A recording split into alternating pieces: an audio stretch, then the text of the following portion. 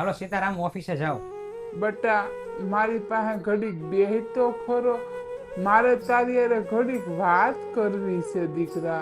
મારે ઓફિસે જવાનું મોડું થાય છે, હું જાઉં સાંજે વાત બધી.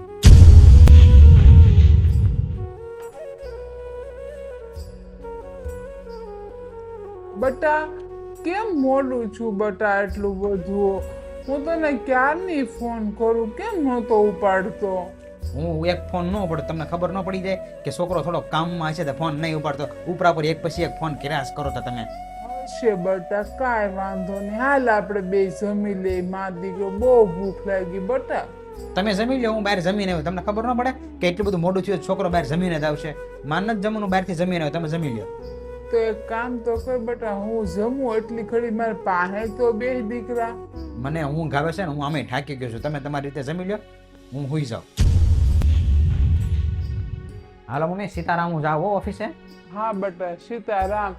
બટા હું કહું તને, હું હા. કાલ કહેતો હતો કે હું તારે સાંજે વાત કરી, પણ સાંજે તું બટા મોડો આવ્યો હતો.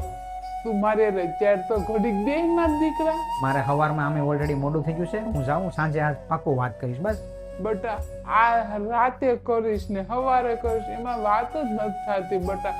તું મારી હારે ઘડીક બે તો ખરો દીકરા.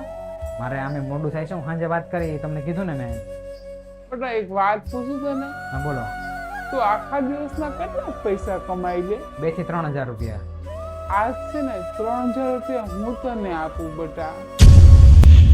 તું મારી હારે વાત કરીને બટા ઘડી.